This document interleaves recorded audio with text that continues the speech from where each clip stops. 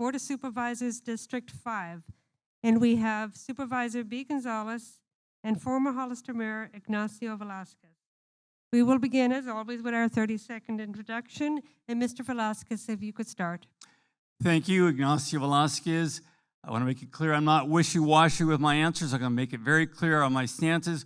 100% against the landfill expansion, 100% against building a new city along Highway 25, 100% of taking 3,000 acres of farmland for more housing, 100% for protecting our community, keeping it the way it is now so future generations can enjoy what we are enjoying now. Thank you. Supervisor Gonzales. Good evening. Thank you for inviting me here. What my biggest issue here is residency. Let's talk about residency. I was born on Wright Road, District 5. I built a self-help home on Gonzales Drive, District 5. I raised my family, my grandchildren in District 5. There's no question about my residency. I was born and raised in San Benito County. I'm 62 years old, and I have lived in the district all my life, other than being in college or if I was, quote unquote, homeless. Let's go back to— Thank you, Supervisor Gonzales. Our first question this evening for this round. Many community members feel we urgently need low and moderate cost housing. Developers say these projects are not viable. How would you solve the lack of affordable housing in the county? Mr. Velazquez. You make them do it. Housing developers are always going to tell you the same thing. We can't afford to do this. We can't afford to do that. Oh, don't hit us with those big impact fees, otherwise we can't build. No, they can't afford it, because when they leave here, they fly off in their private jets to Hawaii and other places. We mandate that they build affordable housing with their projects, or they don't build here in San Benito County. I have seen this happen so many times. I just cannot believe it's acceptable here. I'll give you a good example. Houses built along Southside Road. The fees they paid here in San Benito County for the affordable in lieu of was about $900,000. The same fees in Morgan Hill would have been $9 million. We let them get away with this time and time again. Why? Because we get too chummy with these people. They fill in a little party here and there for some friends, and all of a sudden we're waiving fees, we're waiving impact fees that really we need for our community. We need to keep our roads fixed, and we definitely need affordable housing. It's very simple. Implement 20%, make sure it happens on every single project, or they don't get approved. Nothing complicated about it. Supervisor Gonzales.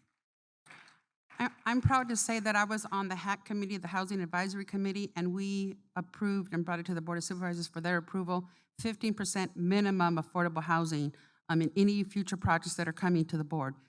This Board of Supervisors, while I was on it, we have not approved any projects.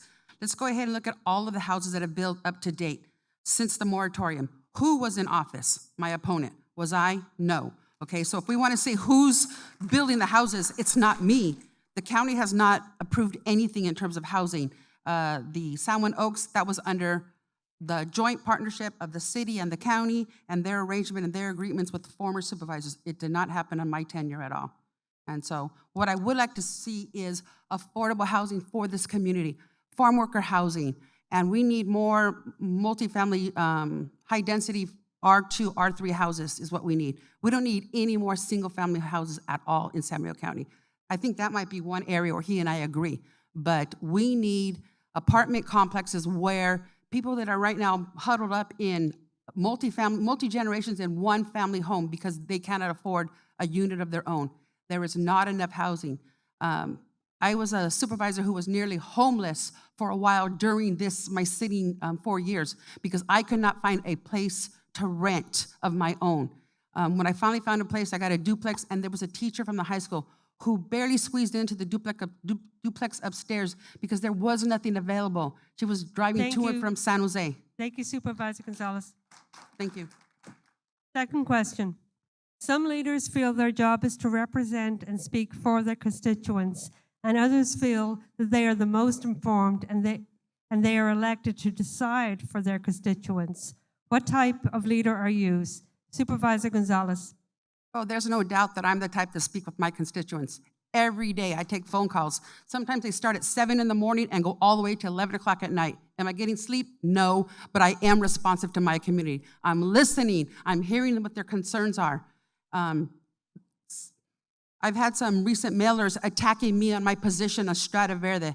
When I first became a supervisor, it looked like it was a good idea, so I went on the record that I was in support of it. But during my homework, talking to the constituents, I saw that it wasn't necessarily beneficial, so I did a pivot. And now I'm being chastised that, am I a wolf in sheep clothing? Am I honest? Yes. Integrity, veracity, and honesty is what you get with B.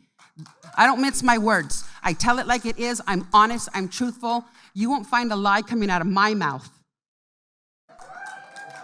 Mr. Velazquez.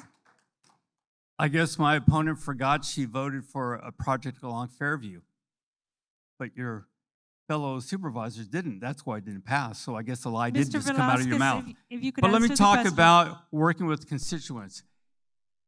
If we took the time to listen, we wouldn't be talking about expanding the landfill. That issue would have been done a long time ago. If we listened to our constituents, we wouldn't be talking about taking 3,000 acres of farmland to build more houses. We wouldn't be talking about voting for 4 new community areas to build 4 new cities in our county. No, we would be talking with our constituents about how to make a better life for them here, how to preserve what we have, how to give them quality of life. That's what I'm about, listening to our residents and not our special interest groups. Our third question is a community question. The San Benito Healthcare District says it supports local control of Hazel Hawkins Memorial Hospital management and services. Do you think that the community has the resources to maintain control of Hazel Hawkins? Why or why not? Supervisor Gonzales. That's a very complicated answer to be able to address that question. But I want to go back to what happened to truth in politics? What happened to ethics and speaking the truth and being honest? Because again, as I said, you'll get that from me. I'm on the ad hoc for the hospital, and my fellow supervisor will say, oh, she wanted to give the county, the hospital $10 million. No, I wanted to open up the conversation to see when the hospital came to us and asked us about that $10 million. Let's have a public conversation. Let's not say no behind closed doors. Let's simply open up the public Supervisor conversation. Gonzales, could you answer the question? I am trying to. So going, as I said, it's a difficult question. I am on the ad hoc for the county, for the hospital, and we have been working diligently to try to find and get a plan together so we can save the hospital. And we cannot afford as a community to be without a hospital. We cannot allow to have the doors closed. There's a seismic issue that if we don't save it, then it could potentially not ever open it.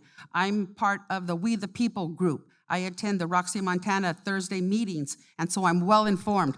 I know the issues inside and out, and I'm just hoping that we can get the JPA with the hospital and to resolve the financial issues so we can keep the hospital doors open. Mr. Velazquez. The answer is, of course we can. But we can't do it if we're having a board that's paying a person that does not have the experience $450,000 a year. These are major financial mistakes that happen in local government. I saw it as mayor of the city of Hollister before I got there. It was nearly bankrupt. Why? Wasteful spending. We have to understand our finances. We need to understand how to work together, put plans together that make sense for the community, and make sure we're having involvement from our local residents and making sure it's transparent. You could have closed door meetings everywhere you want, but if you're not really including our residents, you're gonna fail. You're gonna fail because it doesn't take very long before friends start taking care of friends, and we start seeing these kind of deals of $450,000. Folks, I want you to think about that for a second. You have no experience in the field, and your friends agree to pay you $450,000. When you're claiming or trying to file for bankruptcy, this is absolutely wrong, and it's exactly why we have issues in our community with roads and everything else, because we don't know how to handle money correctly. Transparency will bring positive results, but that means we meet together. We don't hide behind closed doors. We lay it out, and we have these conversations, and there we can make a better hospital. Thank you, Mr. Velazquez. We now move to our 1-minute closing statements. Mr. Velazquez, your 1 minute. I said it at the very beginning. 100% against this landfill expansion. I'm 100% against this idea of a new city along Highway 25. I'm 100% against this vote for 4 new communities in our county. We need to learn to stop being taken advantage of from special interest groups, developers that come from out of town, promise us the world, cash out, and leave us paying the bills. We have a beautiful county. We really do. But we need to take that and make sure we're protecting it. People from around the world would love to come here, spend their money. But they're not going to come to see thousands of track houses. They're going to come to see our national park. They're going to come to see our wineries. And gosh darn it, let's take care of these damn roads once and for all. Supervisor Gonzales? Well, I agree with my opponent on that. Let's take care of the roads. They have been neglected for far too long. But at $1 million a mile, we're not going to get very far. Even with the figure that Supervisor Kosmicki quoted, 28 million, it's not going to get us much more than 28 miles. We have over 400 miles of road in this community. So do the math. 28 million, 400 roads, $1 million a mile, we're not going to get very far. What I would like to do is to remind you, let's go back to truth, veracity, and honesty. I have never lied to my community. I have pivoted on some votes, but I have come forward when I made a mistake. I have been honest to say I'm human, I make mistakes, I've reevaluated, but it's like, whatever. Anyways, but it says, you will never hear a lie coming out of my mouth. My opponent is telling you that I'm trying to build a city out on Highway 25. With what finances and with what vote? Everybody knows you have to be able to count to 3 on a board of supervisors, all right? I am not advocating that whatsoever. I don't know where that idea came from, but I saw a YouTube video, and I just had a laugh. Thank you, I just had Supervisor a laugh Gonzales. at that. That concludes this panel.